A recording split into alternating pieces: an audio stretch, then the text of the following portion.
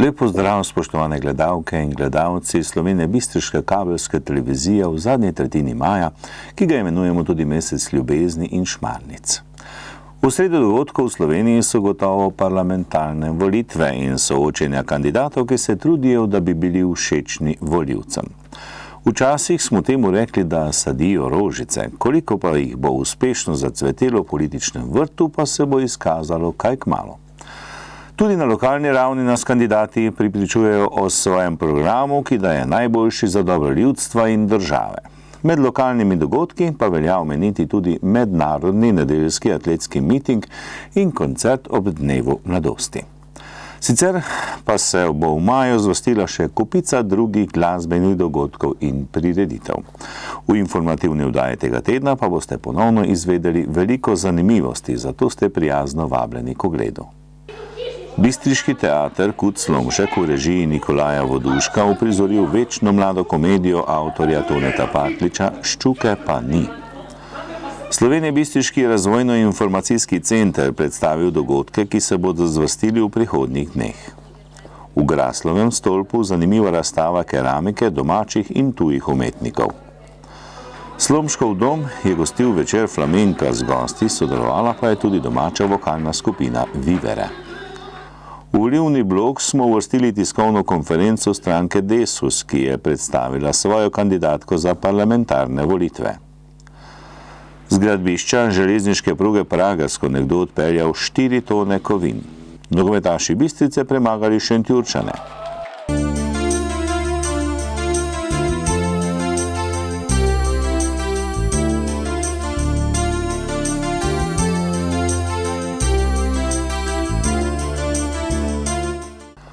V rubriki Lokalne novice tudi o dogodkih, ki jih bomo lahko spremljali v prihodnjih dneh.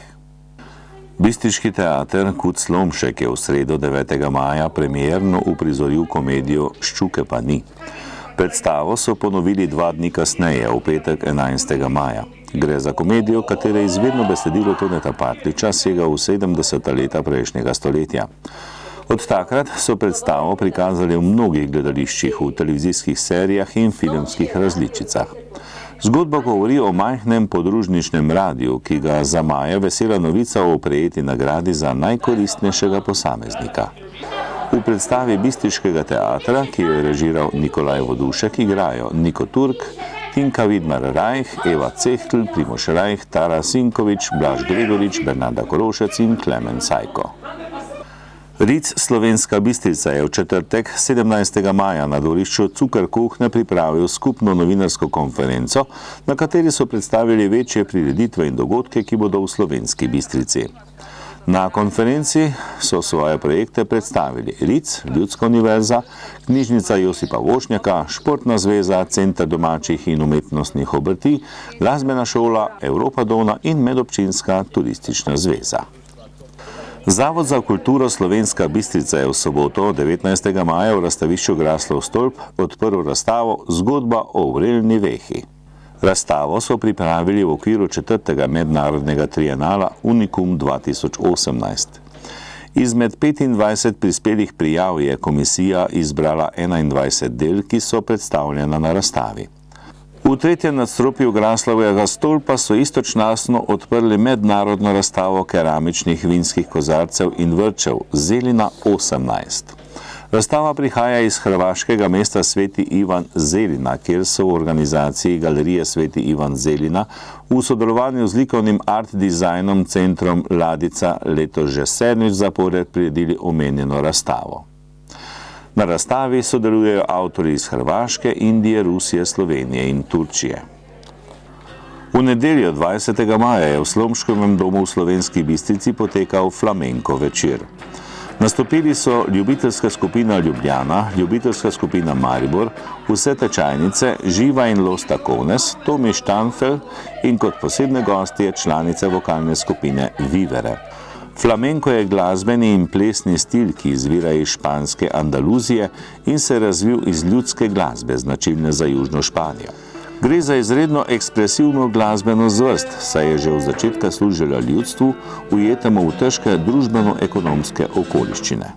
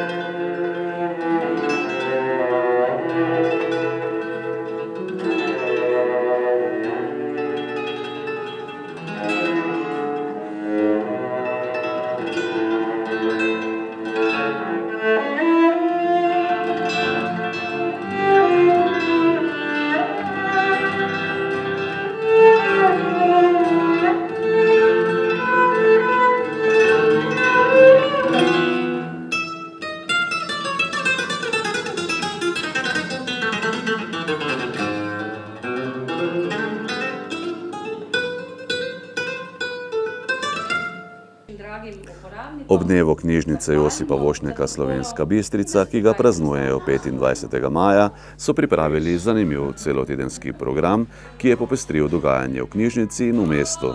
Osrednji dogodek praznovanja so izvedli v ponedeljek 21. maja, ko je Zoran Predin na literarnem večeru predstavil svojo knjigo Dno nima dna. Z Zoranom Predinom se je pogovarjal Orlando Uršič, direktor in glavni urednik založbe Litera. Jaz kot avtor pač publiko na nek način seznanjam s tem, da pri meni mora vedno poslušati na en drugačen način, da nekatere stvari namenoma govorim tako, kot govorim, zato da bi vzbudil en občutek, ki je mogoče zavajajoč, ampak po drugi strani pa razkrije pravo bistvo stvari.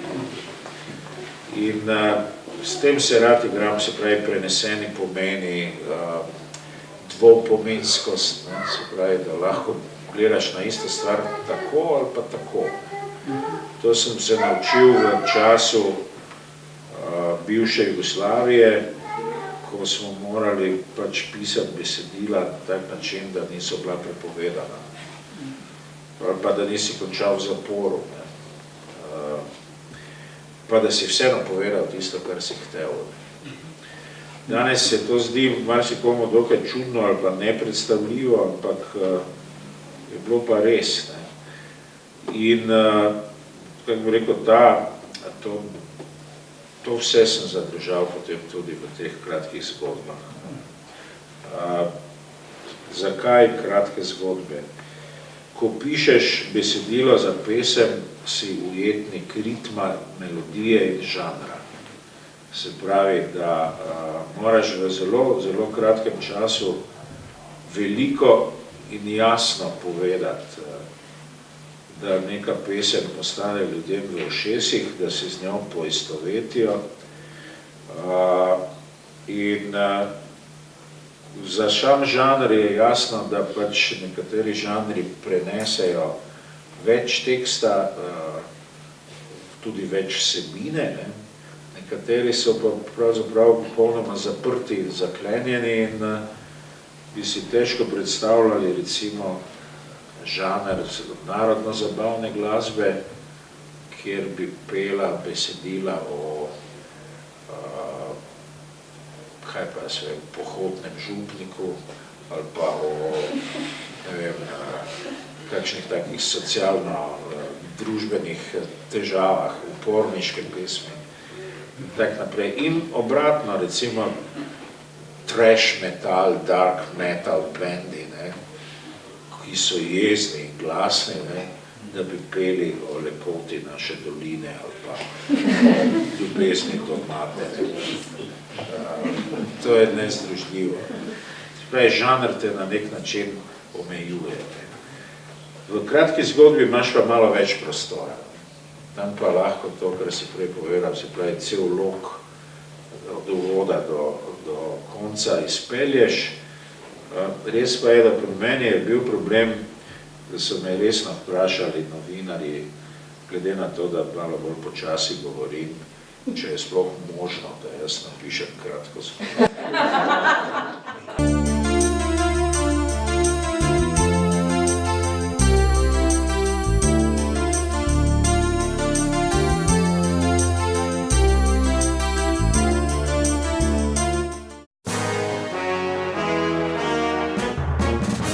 Parlamentarne volitve 2018. V gostišču pri Svetem Martinu v Slovenski Bistrici so v ponedeljek 21. maja predstavili kandidatko stranke Desus za poslanko drugega volilnega okraja 7. volilne enote Ireno Majcen. Ministrica za okolje in prostor v vladi Republike Slovenije je bila v letih od 2005 do 2010 tudi prva županja občine Slovenska Bistrica. Irena Majcen je novinarski konferenci povedala, da si bo prizadevala predvsem za dostojnejše redno usklajevanje pokojnin, za sprejem zakona o popravi krivic upokojencem zaradi neizplačanih 8,5% pokojnin v letih 2010 do 2014, dvig pokojnin za polno delovno dobo nad prag revščine, višji vdovski dodatek in uvedbo demografskega sklada za bodoče upokojence.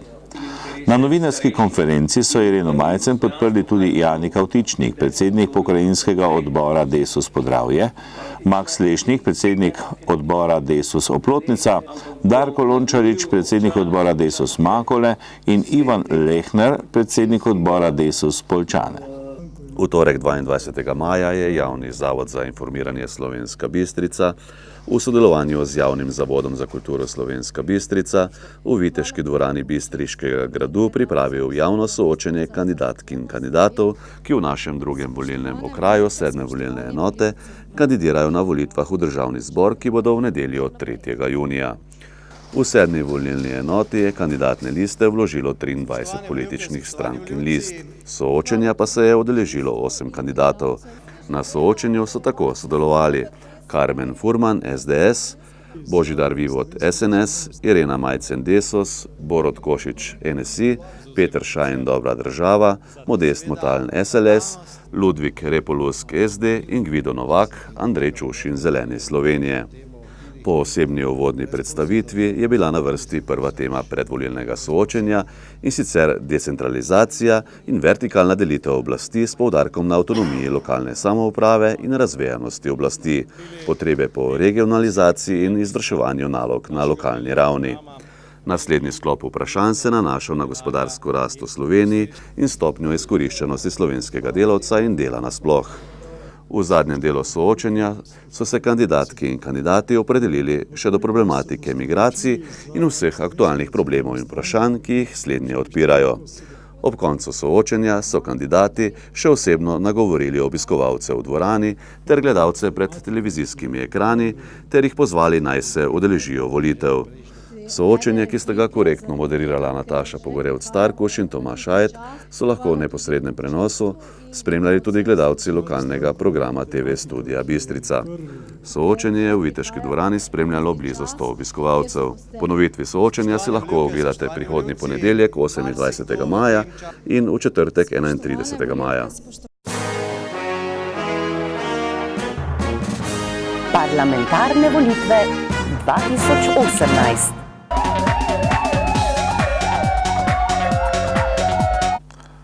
Policisti Slovenjebistriške policijske postaje so pretekli in ta teden zabeležili in obravnavali naslednje dogodke in pojave. Z področja kriminalitete je bilo zabeleženih 12 kaznivih dejanj, od tega 5 tatvin, 3 poškodovanja tuje stvari, 2 zatajitvi, 1 grožnja in goljufija. Slovenska Bistrica. Neznani storilec je preskočil ograjo trgovine in iz pisarne ukradel blagajno, škode za 4000 evrov. Neznani storilec je vlomil v objekt podjetja v industrijski coni, kjer je pregledal vsebino omar in predalov. Škode je za 1000 evrov. Pragersko. Nekdo je prerezal ponjavo na trampolinu. Škode je za 100 evrov. Z gradbišča železniške pruge pa je neznani tatič odpeljal 4 tone kovin. Škode je za 4500 evrov. Z področja prometne varnosti so policisti obravnavali 19 prometnih nesreč, podali 4 obdolžilne predloge, izdali 38 plačilnih nalogov, začasno odvzeli 3 vozniška dovoljenja in zasegli vozilo. Zaradi kršenja javnega reda in miru so posredovali enkrat, obravnavali pa so še 12 drugih dogodkov, med ostalim kršenja zakona o zaščiti živali, 2 delovni nesreči, 2 požara in kršitev zakona o proizvodnji prometa s prepovedanimi drogami.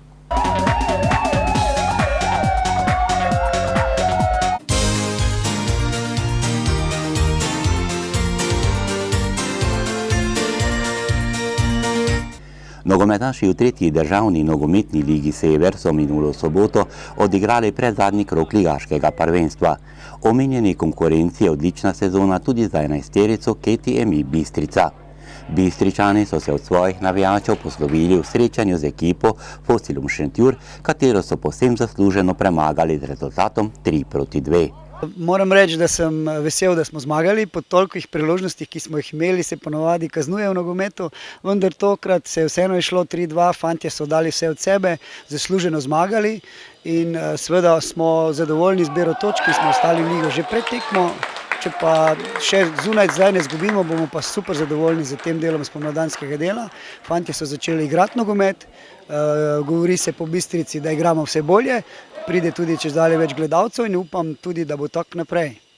Bistričani v rdeči športni opravi so že takoj na začetku srečanja dali vedeti, da bodo 3 prvenstvene točke ostale doma.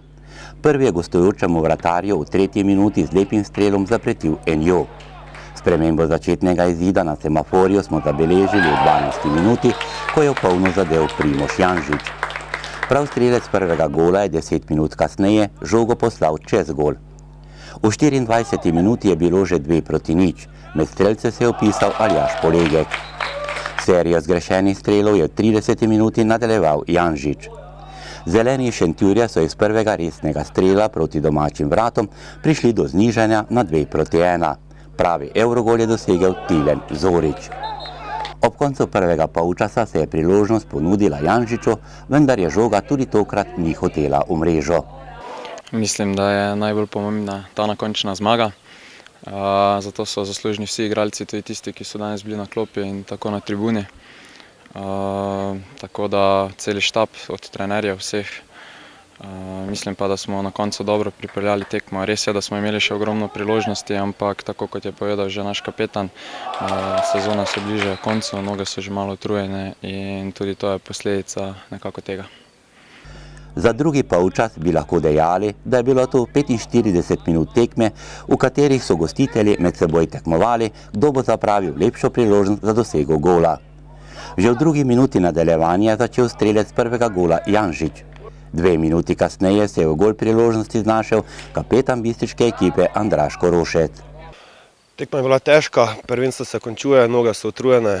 Hvala Bogu smo tekmo pripeljali do konca tako treba, 3 pike so stale v Bistrici in to je to. Napadalec Kovačič je bil sam pred Abanovićem, vendar je streljal mimo gola. Kazen za domačo neučinkovitost je sledila v 61. minuti, ko je Dabanovića prisilil na predajo Sebastian Tuhtar za 2-2. Tudi po izenačenju so Bistričani nadaljevali z neučinkovitostjo. Enjo je streljal samo vratarja. Aljaž Polegek je 2-krat žogo na mesto v gol poslal čez njega. Lepo je streljal tudi Tim Kolar, vendar žoga ni našla željenega cilja. Zasluženo zmago s 3-2 je 5 minut pred koncem prinesel Kolar po lepi podaji Janžiča. Bistriška ekipa je s to zmago potrdila uvrstitev pri vrhu lestvice, kar tudi potrjuje, da je za njimi izjemna tekmovalna sezona. Sedaj pa moramo ohraniti to delo, še dodati, vidimo, da se lahko kosamo z vsemi in nadaljujemo s tem trdim delom in pripeljemo Bistrico tam, kam spada. Pa super, mi se trudimo z igralci, z 25. kolektivu, upamo, da trudimo se dati vse od sebe in to je to. Upamo, da čim več gledalcev pride gledati, nas spodbujati na tribune, drugo leto cilj, druga liga, bomo videli, kako bo. Bistriška ekipa ima tudi svojo prepoznavno igro, za katero je v prvi vrsti zaslužen trener Alojz Pricelj. Ja, moram reči, da so fantje hodili na trening, da so 90% udeležba, da imamo 22 igralcev, da imamo mlade igralce, ki hitro sprejemajo, da smo se trudili fejst v igri, da smo v jesenskem delu se večinoma branili, naredili dosti v smislu osvojenih točk. Zdaj spomladi z dobrimi pripravami, seveda čez zimo in spomladi uspeli začeti igrati nogomet. In seveda zdaj kot novi prišlek v 3. ligi že igramo nekaj prepoznavno igro in seveda tudi ofenzivno, tako da si smo tudi danes, ki ni šlo, priigrali ogromno priložnosti in mislim, da če bojo fantje nadaljevali tako naprej, da bojo uspešno igrali tudi naslednjem letu. Moram reči, da ta liga ni slaba, da je tu že kar tempo, da vsi trenirajo in da smo se mi mogli presneto potruditi, da smo ostali v zgornjem delu tabele in smo tudi presrečni, da nam je to uspelo.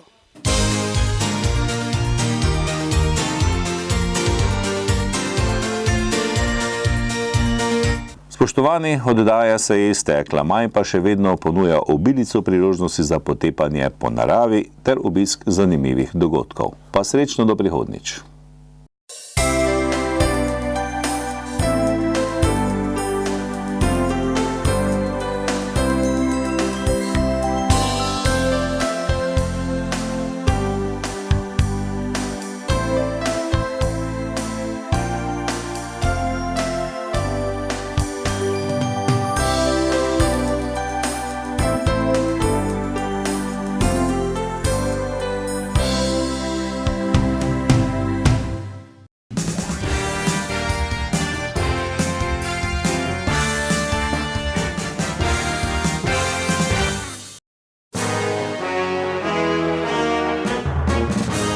Parlamentarne volitve 2018.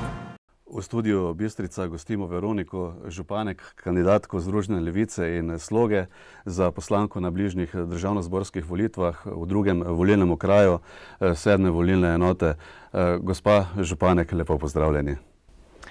Vračam pozdrave vam, vsem v studiu, vsem Bistričanom, vsej Sloveniji. Prav je, da uvodoma poveste nekaj o sebi in zakaj ste se pravzaprav odločili za kandidaturo? No, priimek, če je kdo preslišal, Županek Veronika iz Bresternice pri Mariboru, mama, babica, živim kar lepo, srečno, z hčero, z njeno družino, s sinom, z njegovo družino in seveda z možem. In se kar lepo razumemo, tako da nikdar nisva z možem osamljena. Pa še časa imam dostikrat, da mladi vse postorijo. In tako sem se potem pač že kar hitro začela malo zanimati za vse napake, ki se nam pač dogajajo v naši lepi Sloveniji od osamosvojitve naprej, ne. Napake so bile prej, napake dosti večje so pa sedaj, ne. Kaj naj rečem? Ne moreš verjeti, kaj vse je propadlo v vsem tem času. Kako žalostni in kaj naj rečem, niso obupani. Nobene volje nimajo, upanja nimajo. Ampak trmasti so še pa vedno ljudje, pravi, vse bi še lahko bili boljše, če bi hoteli. Mislijo verjetno na vlade, če bi hoteli vse spremeniti, ampak vse lahko spremeni samo narod. S svojim mišljenjem, s svojimi dejanji v svojem kraju, s svojimi predlogi do najvišjega vrha, ne. In v glavnem začelo se je s tem druženji v naši krajni skupnosti, druženje v raznih društvih, druženje s prijatelji, s kolegi. Nisem ravno neka taka mlitava. Sem bolj oštra do določenih stvari in zaradi tega so pač rekli, čuj, ti, ko si to upaš vse povedati, to, kar nam poveš, daj povej še enkrat nekje v javnosti. No in to se je res zgodilo, ker sem članica Združene levice in Sloge. Sem 22.11.2017 nekaj povedala v Državnem svetu. In takrat pravzaprav je bil to tisti pritisk ljudi, daj no, kandidiraj, bomo te imeli v vladi, te bomo podprli, daj. Take rabimo, ko upajo povedati resnico. No in to je bil tisti vzrok, da sem se pravzaprav odločila, zakaj pa ne bi kandidirala. Me zberejo, če pa ne, pa bomo živeli naprej. Kakšno je vaše stališče do trenutnega stanja v zdravstvu? Vemo, da so velike težave s čakalnimi vrstami bolnikov, pogoji za zdravnike, sestre in ostale zaposlene v zdravstvu, spornimi porabami denarja pri investicijah in naročanju nujne medicinske opreme. Saj to ni edina rak rana v našem sistemu v Sloveniji. Glejte, zdravstvo. Jaz ne vem, koliko milijonov nas je več in koliko manj je zdravnikov, koliko manj je ustanov, bolnišnic, sanatorijev, ne vem. Mislim, da je vsega več. Zakaj so potem te čakalne vrste? No, to vam jaz težko odgovorim, ker če bi, ne vem, kaj bi bilo. Ker kdorkoli malo bolj pametno razmišlja, verjetno ve, da tu nekaj ne štima, ne. Glejte, če je premalo zdravnikov, jaz še nisem slišala, da bi štrajkali, da jih je premalo. Nisem še slišala, da bi štrajkali, da je premalo medicinskih sester. Nisem še slišala, da bi štrajkali, da imajo sestre premalo plačo. Nisem slišala, da ima drugo osebje, ki je nujno potrebno v bolnišnici. Pa rečemo od čistilke naprej navzgor, da ne bomo vedno zgoraj dol lezli. Nikogar ni premalo, samo plače so premale. Ne vem zakaj. Tu naj nekdo poišče odgovor. O tem, kar se je pa dogajalo, vse te korupcijske afere, pa lahko povežem z vsem gospodarstvom, na vseh dejavnostih, povsod po Sloveniji, kjerkoli se kaj dela, se mi zdi, da bi se vedno kje kaj najdlo, ne. Ni zdravstvo res ne edina rak rana. Če se tu pri zdravstvu zdaj še samo dotaknem bančništva, ker vsi vemo, da je najbolj potreben denar, ne, za nekaj organizirati, nekaj dobro narediti, bi rada vprašala, kako to, da do danes nimamo podatka, ko smo vložili na Ustavno sodišče zahtevek za neupravičeno protiustavno razlastitev družbenega premoženja. Takrat ni bilo čakalnih vrst. Ni bilo takih problemov ne v zdravstvu, ne v gospodarstvu, ne v šolstvu, nikjer. Mislim, da bo treba tu celovito pogledati, kaj je res z vsemi institucijami, ki pravzaprav lahko vse to korupcijo in vse te nepravilnosti preprečijo in jih tudi morajo preprečiti. Ker če jih bo narod začel preprečevati, potem vemo, kaj bo, ne. Tega si pa nihče ne želi. Omenili ste gospodarstvo. Stanje se sicer izboljšuje, kar pa bistveno ne vpliva na tiste, ki prejemajo najnižje dohodke. Vlada in delodajalci trdijo, da za dvig minimalne plače nad prag revščine 620 evrov še vedno ni primernih pogojev. Kako vi vidite rešitev tega problema? Kje in kako najti manjkajoč denar?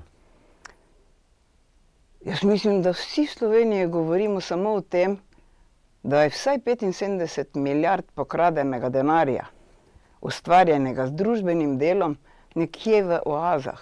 Saj verjetno vedo, kje je, ne?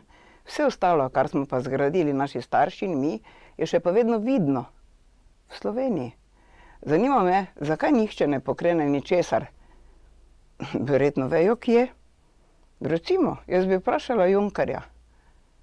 Gospod Juncker, če se vpikujete vse, ljubčkate, ščipate naše predsednike, naše ženske, dajte še povedati, no, vrnite nazaj denar Sloveniji, da si bo lahko gospodarsko pomogla, pa da bo lahko tako zorganizirala življenje in ves potek za eno normalno, dobro življenje ljudi, kot bi to moralo biti, če tega denarja in vsega tega premoženja ne bi pokradli. Kaj vi mislite, da tisti delavec, ko ima 620 evrov, upa sploh kaj reči? A ni to sramota, ne države? Naj že enkrat ljudje ločijo, kaj je država in kaj je vlada. In kaj so vladine pritikline in koliko je tega obešenega na vlado. Plačuje pa država, to smo pa mi, narod. 620 teh evrov zame sploh ni nobena plača. Vprašajte se, koliko ima tisti, ki je to fabriko po lastnino ali bilo kaj od tega.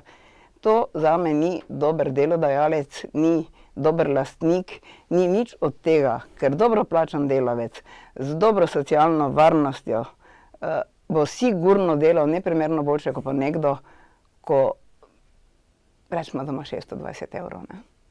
Ker naj nekdo proba živeti s 620 evri, pa se vsak dan bati za službo, vsak dan za tisto svoje delovno mesto, ki smo ga pravzaprav zgradili mi za naše zanamce.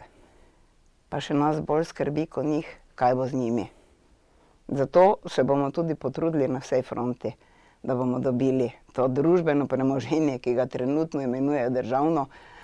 Rada bi pa vedela, kakšna razlika pa je, če sem jaz državljanka, pa vi državljan, pa še vsi Ko smo pa delali po fabrikah, pa smo delali kjerkoli, po kakšnih ustanovah, smo bili pa skupaj družba, ki smo ustvarjali, ne. Dajte povedati, je razlika med družbeno in državno lastnino? Jaz je ne vidim, ker brez nas, državljank in državljanov, države ni, je samo ozemlje določeno z mejami.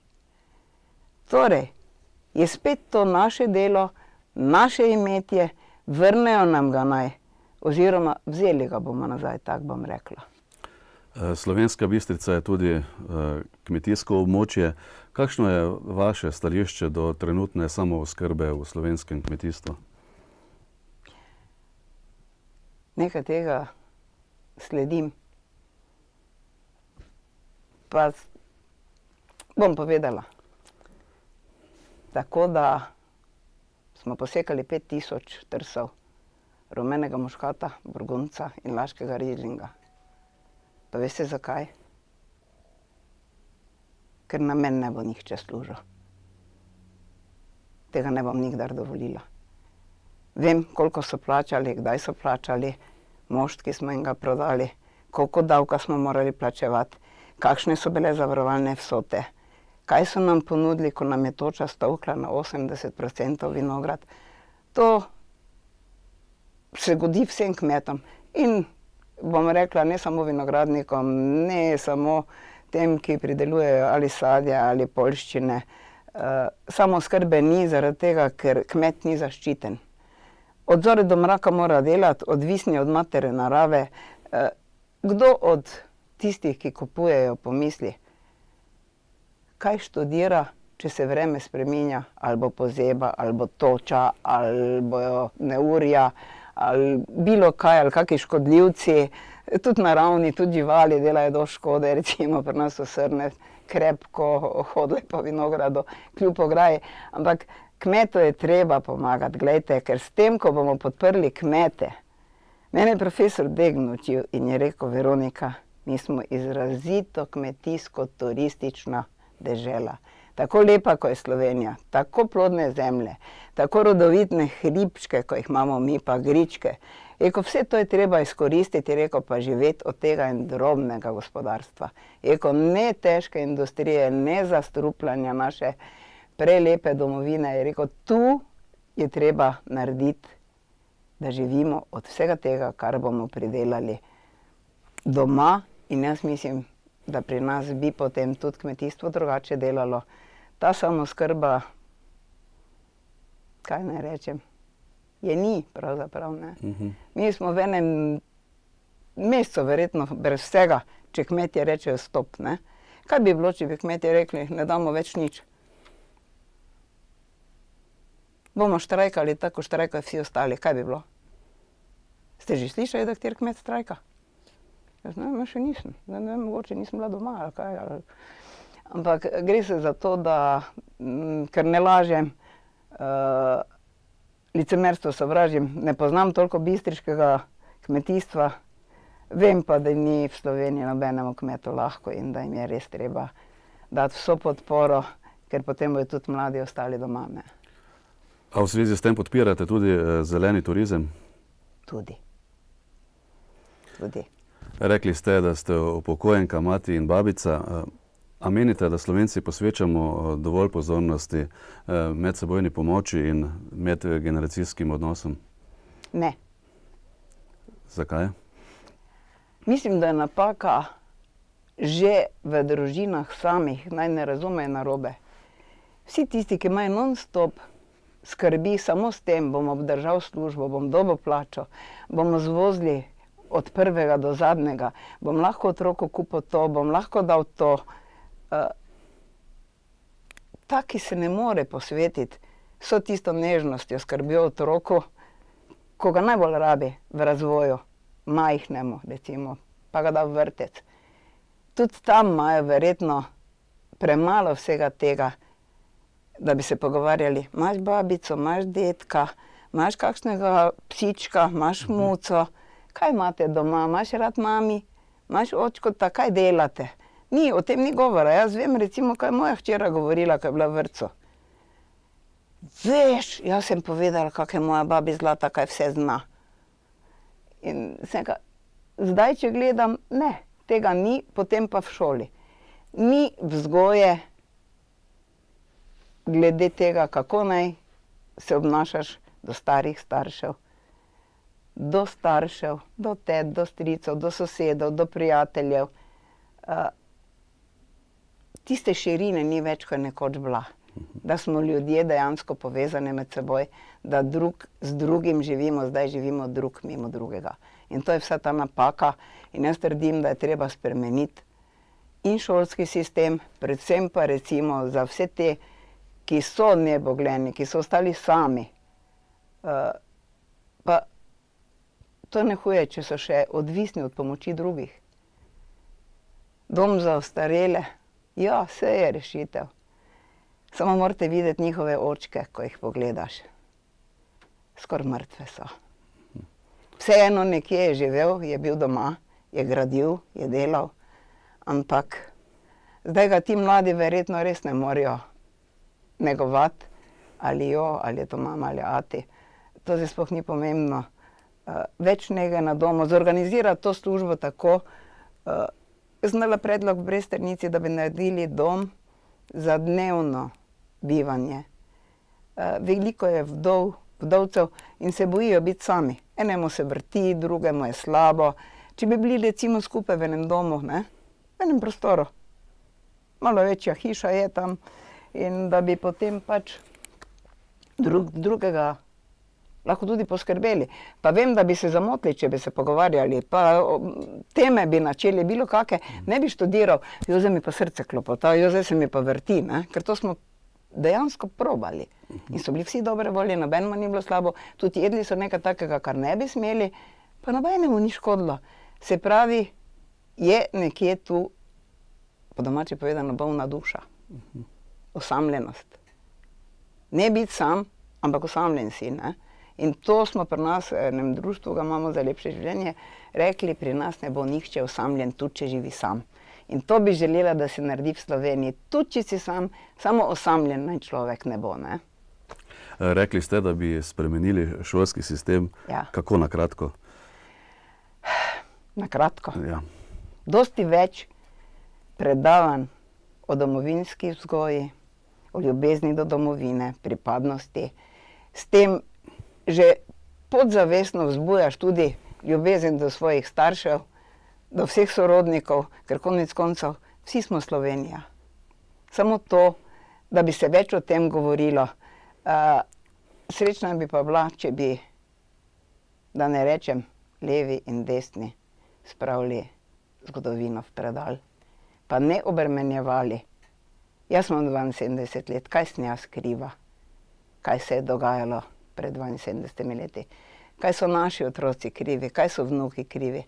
Dajte jim možnost, vi stranke, ko vas je preveč, ko vas je toliko gob po dežju, že enkrat mir, pa povejte, kaj sploh hočete. A ste ljudje res toliko zaslepljeni, da gledate svoje liderje ali 27 let gremo samo dol, pa je to šolstvo, je to zdravstvo, je to industrija, je to turizem, gospodarstvo, kajkoli je.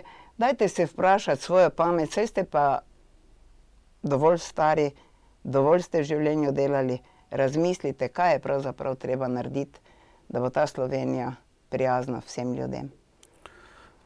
Za konec pa še nekaj sklepnih misli, nekaj ste že jih navrgli. Kakšno je vaše sporočilo volivkam in volivcem?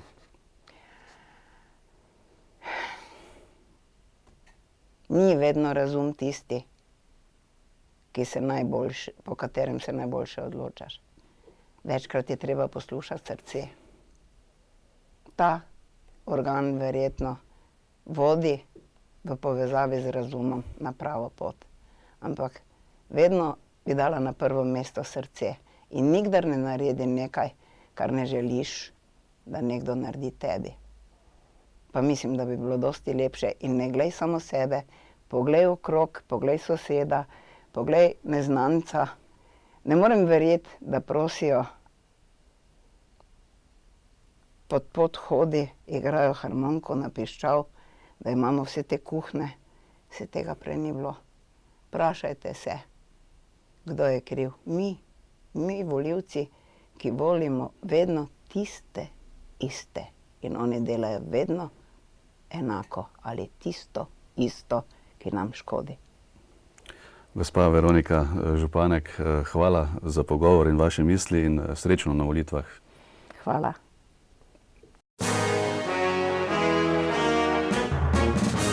Parlamentarne volitve 2018.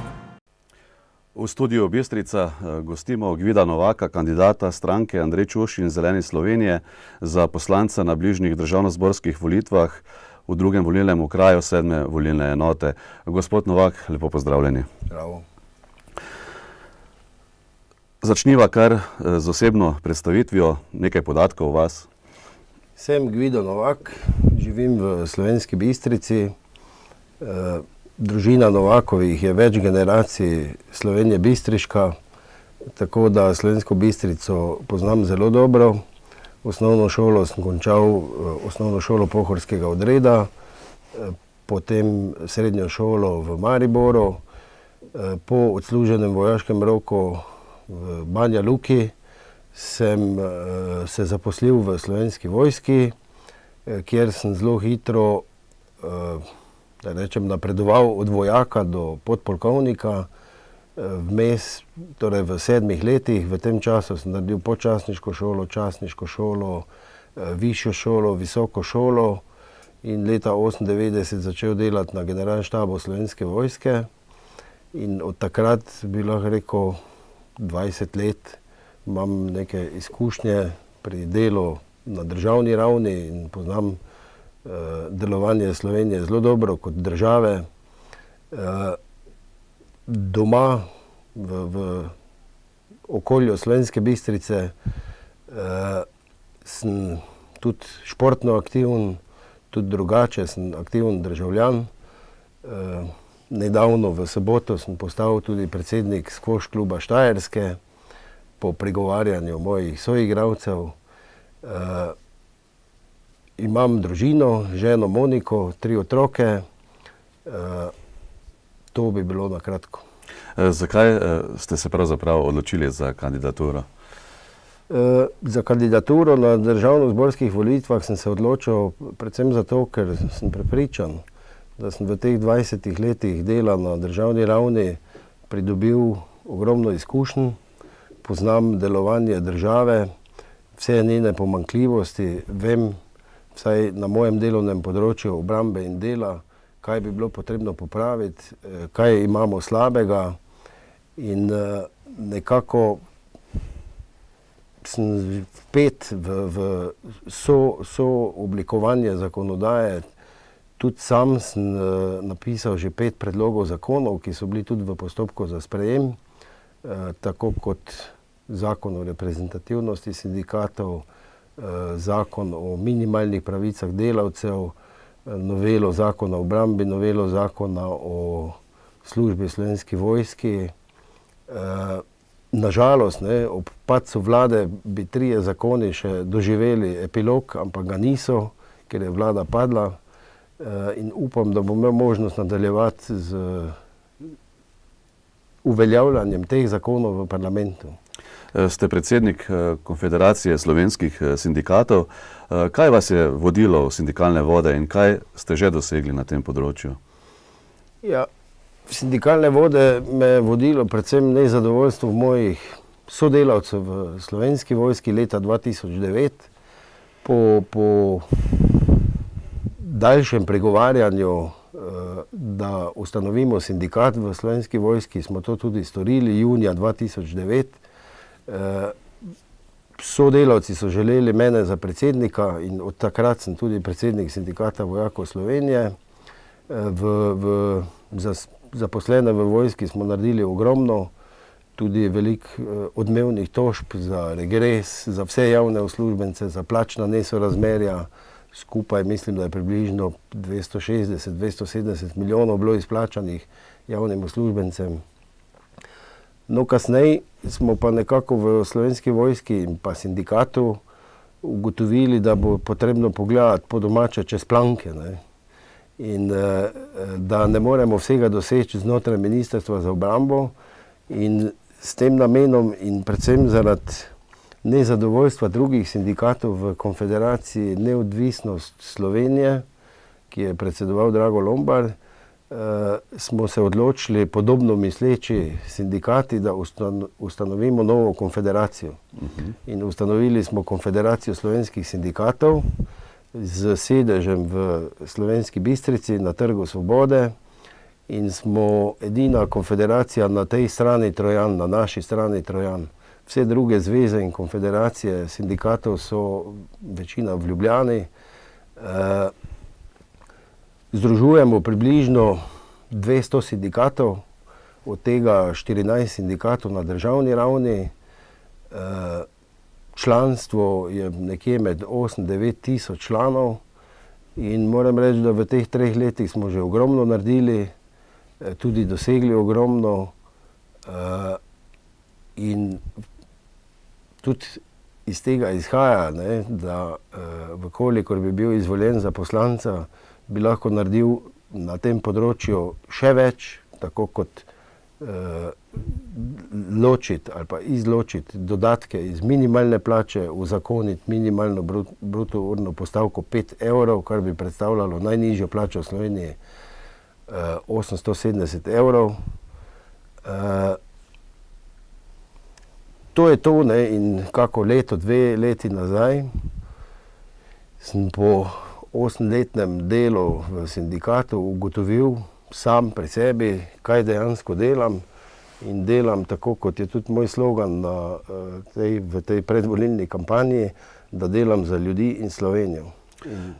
In to je tudi geslo sindikata in konfederacije, ki jo vodim. Kot rečeno, ste iz Slovenske Bistrice. Kaj bi kot poslanec naredili za lokalno skupnost, za 4 občine tega drugega volilnega okraja? Kot poslanec jaz sem prepričan, da bi lahko naredil veliko, predvsem zaradi mojih izkušenj na državni ravni, zaradi poznanstev, ki sem jih dosegel. Sem drugače zelo odprt, pripravljen poslušati vse predloge in vkolikor so predlogi dobri, sem prepričan, da jih bi poskušal tudi sam na državni ravni uveljaviti za izboljšanje standarda in življenja v lokalni skupnosti. Vse 4 občine, Makole, Oplotnica, Poljčane in Slovenska Bistrica poznam zelo dobro, tudi z težavami. In jaz mislim, da kot poslanec bi lahko naredil veliko. Še posebej v primeru izvolitve bi bil naš cilj oziroma cilj te stranke, na katere listi sem, da gre v koalicijo, to pomeni v vlado in načrti so, da bi tudi prevzel enega od resorjev ali obrambo ali delo. V tem primeru bi kot član vlade lahko zagotovo naredil ogromno za lokalno skupnost. Kateri so glavni poudarki vašega programa oziroma katerim področjem bi posvetili največ pozornosti? Zagotovo največ pozornosti bi posvečal, bi rekel, temu, kar sam delam in to, kar je najbolj pereče v Sloveniji. To je pa področje dela. Mi smo v Sloveniji razvrednotili vrednoto dela popolnoma. Mi imamo sistem plač in v javnem sektorju in v gospodarstvu, ki dopušča določanje plač s kolektivnimi pogodbami nižje od z zakonom določene. Mi dejansko v Evropi prikazujemo, da imamo minimalno plačo tisto določeno z zakonom, a dejansko najnižjo plačo v Sloveniji imamo določeno s kolektivno pogodbo za železničarsko dejavnost, ki je 313 evrov bruto na mesec. In to pomeni 1,7 evra na uro. In to je stvar, ki bi jo bilo nujno potrebno popraviti takoj.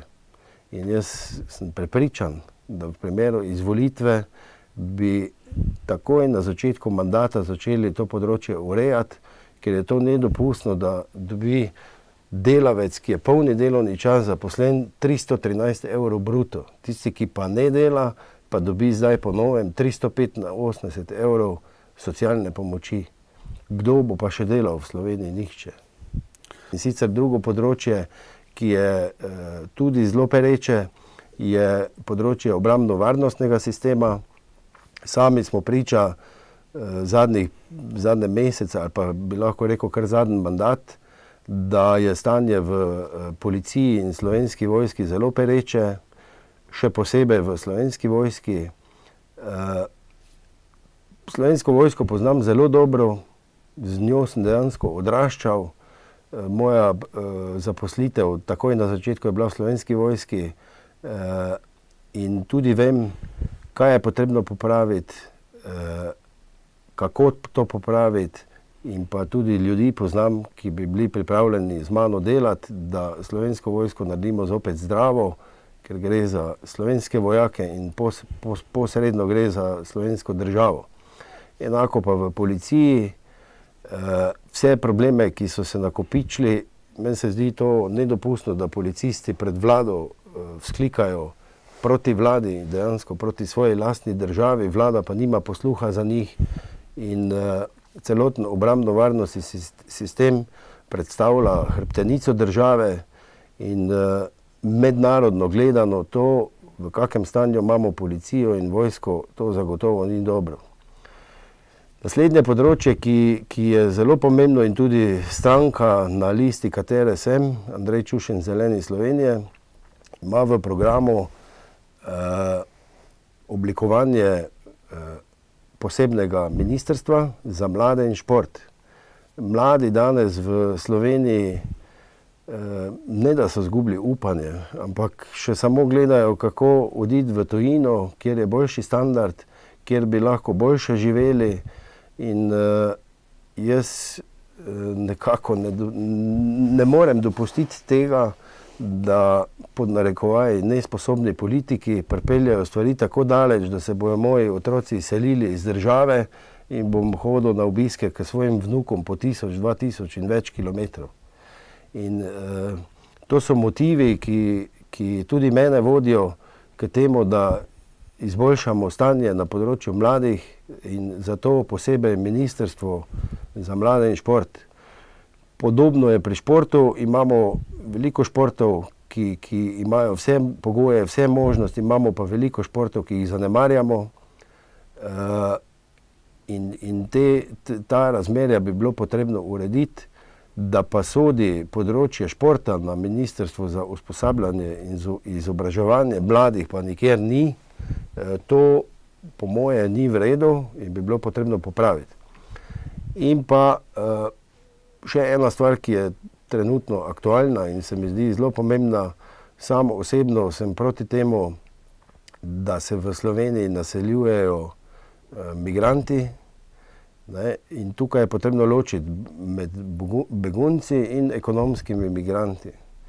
Mislim, da je več ekonomskih migrantov kot beguncev, ki se nekako infiltrirajo med begunce in po diktatu iz Bruslja smo mi dejansko prisiljeni v infiltriranje teh tudi posredno kultur v našo družbo.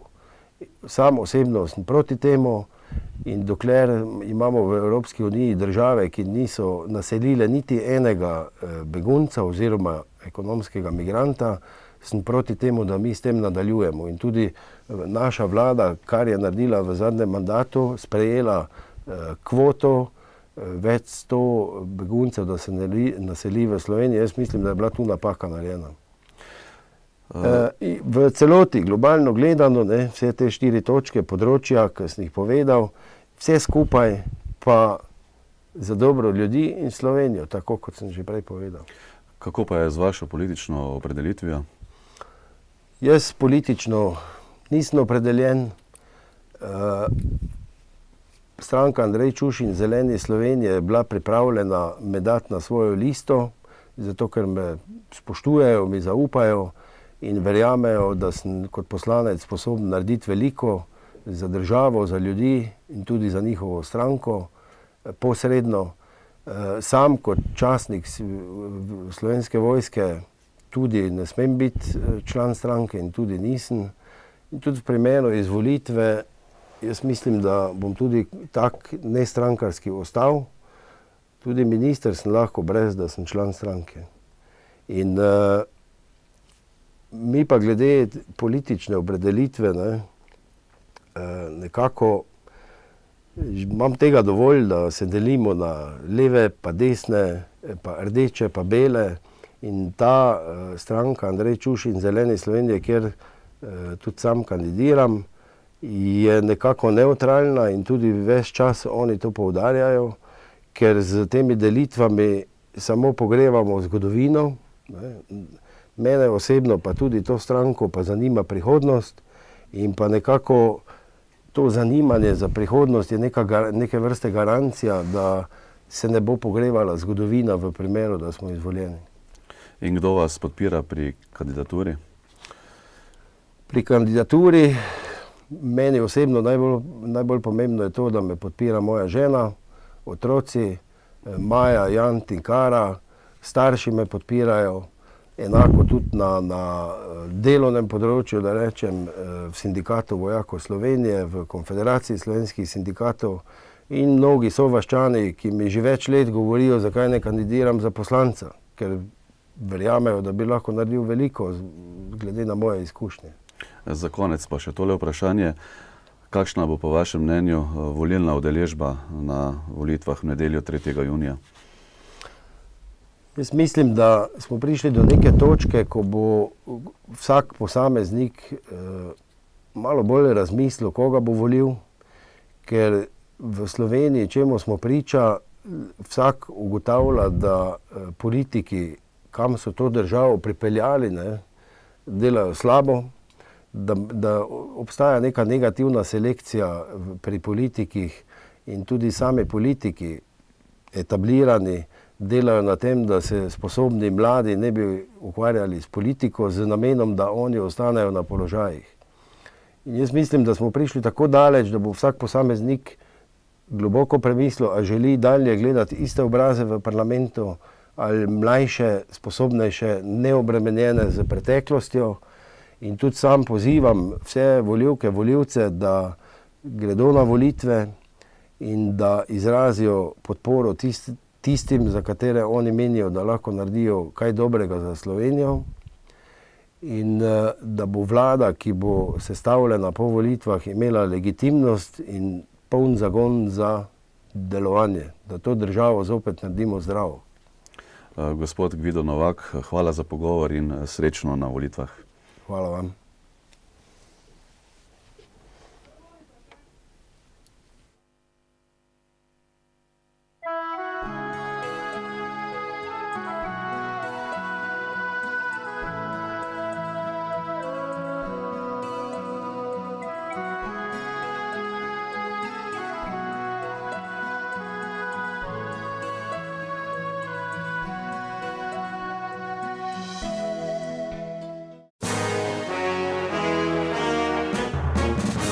Parlamentarne volitve 2018.